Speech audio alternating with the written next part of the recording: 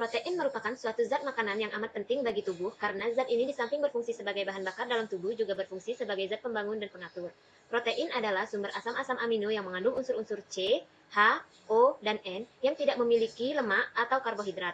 Telur ayam merupakan sumber protein hewani yang relatif murah dan mudah didapat. Bagian telur yang dapat mengandung protein adalah putih telur atau sering disebut dengan albumin. Di dalam albumin terdapat sekitar 40 jenis protein yang berbeda.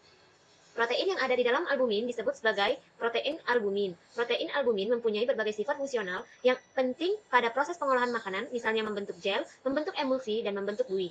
Upaya vaksinasi dan pengawetan protein albumin perlu dilakukan agar dapat dimanfaatkan secara khusus untuk jangka waktu yang lama. Protein dapat divaksinasi atau dipisahkan dari protein jenis lain atau bahan bukan protein berdasarkan ukuran, kelarutan, muatan, dan afinitas ikatan. Vaksinasi protein berdasarkan ukurannya dapat dilakukan dengan cara dianalisis melalui membran semi-permeable atau dengan cara kromatografi gel. Cut dulu. Ikatan protein dapat mempengaruhi waktu paruh biologis obat di dalam tubuh. Bagian yang terikat dapat bertindak sebagai reservoir. Kemudian, obat-obat perlahan dilepaskan sebagai bentuk yang tidak terikat. Karena bentuk yang tidak terikat akan dimetabolisme atau diekskresikan dari tubuh. Fraksi yang terikat juga akan dilepaskan untuk menjaga keseimbangan. Karena albumin bersifat alkalotik. Obat yang bersifat asam dan netral terutama akan berikatan dengan albumin. Apabila albumin menjadi jenuh, maka obat ini akan terikat pada lipoprotein. Obat dasar akan berikatan dengan glikoprotein yang bersifat asam, yakni orosomukoid atau alpha-1 asam glikoprotein.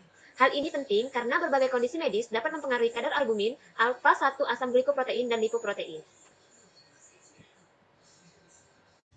Prosedur kerja dalam praktikum ikatan protein menggunakan metode dialisis yang pertama yaitu pembuatan kurva kalibrasi tetrasiklin. Persiapan pertama yaitu larutan standar tetrasiklin 100 mg ditimbang, kemudian dilarutkan dalam aquades 100 ml dan diambil 10 ml dan diencerkan sampai 100 ml. Kemudian persiapan larutan, pipet larutan stok sebanyak 0,2, 0,4, 0,6, 0,8, 1 dan 1,5 ml ke dalam labu ukur 10 ml. Kemudian diberikan volume untuk mendapatkan konsentrasi kisaran 2 sampai 15 mikrogram per mililiter. Kemudian untuk pengukuran absorbansi larutan standar itu dilakukan pada panjang gelombang 360 nanometer menggunakan instrumen spektrofotometer UV-Vis. Kemudian diukur absorbansi air sebagai blanko, dibuatlah plot grafik absorbansi terhadap konsentrasi dan ditentukan slope dan interceptnya. Kemudian untuk persiapan membran kulit telur, rendam telur ayam di dalam larutan HCl 0,5 Newton atau biarkan cangkang telur terendam sampai melunak. Kemudian dipisahkan bagian membran telur dari cangkangnya dengan melubangi bagian atas telur dan keluarkan isinya, dan membran yang telah terpisahkan dari cangkang dicuci dengan suling hingga bersih. Kemudian studi ikatan protein dengan tetrasiklin. Yang pertama adalah membuat membran kulit telur diikat pada salah satu ujung silinder kaca terbuka sebagai kompartemen protein atau donor. Kemudian digunakan beker gelas 25 ml sebagai kompartemen non-protein atau aseptor dengan isi 20 ml air suling. Kemudian ditempatkan obat 1 mg per mililiter dari 2 ml ke dalam tabung dan dicelupkan ke dalam beker gelas. Jaga larutan obat secara tepat di mana terdapat air pada kompartemen luar, dan atur posisi iktat tetap berdiri. Kemudian diaduk menggunakan magnetic stirrer pada kompartemen non-protein dan jaga suhu pada 35 kurang lebih 2 derajat Celcius. Kemudian diukur absorbansi larutan tetrasiklin dengan dipipet 1 ml sampel dan diganti dengan 1 ml aquades pada interval waktu 5, 10, 15, 30, 60, 90 menit menggunakan instrumen spektrofotometer UV-Vis dengan panjang gelombang 360 nanometer. Kemudian diulangi percobaan di atas dengan menggunakan 1 ml plasma darah manusia dan larutan obat. Selanjutnya adalah 2 mg pada kompartemen protein dan tentukan presentasi obat. Terlepas dengan periode waktu yang sama, diulangi kembali percobaan di atas, dibuat plot grafik. Pada praktikum biofarmasetika farmakokinetika yang kedua kali ini, praktikan melakukan percobaan mengenai studi tentang ikatan protein menggunakan metode dialisis dinamis.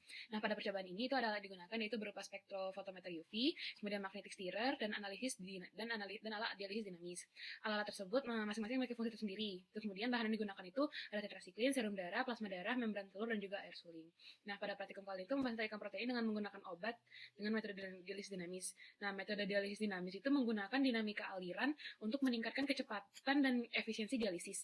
Nah, mengalirkan sampel dialisis menciptakan kemungkinan gradien konsentrasi meningkat secara signifikan sehingga mengurangi waktu dialisis. Nah, suatu obat itu dapat melakukan interaksi dengan jaringan protein atau makromolekul lain yang akan membentuk formasi kompleks obat dengan protein. Itulah yang disebut dengan ikatan protein. Nah, ikatan protein ini terdiri dari 2 proses. Yang pertama itu proses reversibel atau dapat balik atau bolak-balik, dan yang kedua itu irreversibel atau tidak dapat balik. Ikatan obat dengan protein melalui proses balik-balik atau reversibel itu menyatakan secara tidak langsung bahwa obat mengikat protein dengan suatu ikatan kimia yang lemah. Nah, sedangkan ikatan obat dengan protein yang melalui proses tidak dapat balik atau irreversibel itu umumnya diperoleh dari hasil aktivasi kimia obat, di mana adanya pengikatan yang kuat terhadap protein dengan ikatan kimia kovalen. Nah, pengikatan obat pada protein yang terdapat dalam tubuh itu mempengaruhi kerja dengan cara mempermudah distribusi obat ke seluruh tubuh, menonaktifkan obat dengan tidak memberi kemungkinan konsentrasi obat yang bebas untuk berkembang pada reseptor, itu mempengaruhi lama kerja suatu obat dan menurunkan ekspresi suatu obat. Nah, ikatan obat dengan protein yang berada dalam tubuh itu mempengaruhi obat dengan beberapa cara, yaitu protein dapat memfasilitasi distribusi obat di dalam tubuh, protein dapat menginaktivasi obat dengan mengurangi konsentrasi obat bebas yang berkaitan dengan reseptor. Protein dapat menghambat proses ekspresi obat. Interaksi obat dengan protein itu dapat menyebabkan perbedaan hormon tubuh dan perubahan konfigurasional protein. Pembentukan kompleks protein obat itu sendiri bersifat biologi. Nah, peptidum ini itu menggunakan tetrasiklin karena tetrasiklin merupakan salah satu obat yang bekerja di protein. Digunakan tetrasiklin karena tetrasiklin itu lebih spesifik digunakan di protein. Nah, pada peptidum ini itu digunakan protein membran juga, jadi bisa lebih spesifik. Ikatan protein dengan difusi obat tetrasiklin itu saling berpengaruh. Hal ini dikarenakan tetrasiklin yang bekerja di protein. Kesimpulan praktikum kali ini, pertama, ikatan protein merupakan interaksi suatu obat dengan jaringan protein atau makromolekul lain yang akan membentuk formulasi kompleks obat dengan protein. Kedua, ikatan protein terbagi menjadi dua proses, yakni proses reversibel dan proses irreversibel. Proses reversibel atau dapat bolak-balik menyatakan secara tidak langsung bahwa obat mengikat protein dengan suatu ikatan kimia yang lemah. Sedangkan proses irreversibel atau tidak dapat bolak-balik umumnya dapat diperoleh dari hasil aktivasi kimia obat di mana adanya pengikatan yang kuat terhadap protein dengan ikatan kimia kovalen. Ketiga, metode dialisis dinamis menggunakan dinamika aliran tubuh untuk meningkatkan kecepatan dan efisiensi dialisis. Keempat, pengikatan obat pada protein yang terdapat dalam tubuh dapat mempengaruhi kerja dengan cara mempermudah distribusi obat ke seluruh tubuh.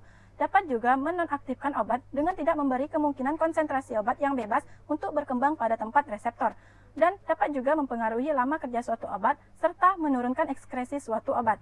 Dan yang kelima, penurunan ikatan protein akan mengakibatkan kenaikan dari konsentrasi obat bebas, sehingga dapat menimbulkan efek farmakologi atau farmakokinetika yang lebih.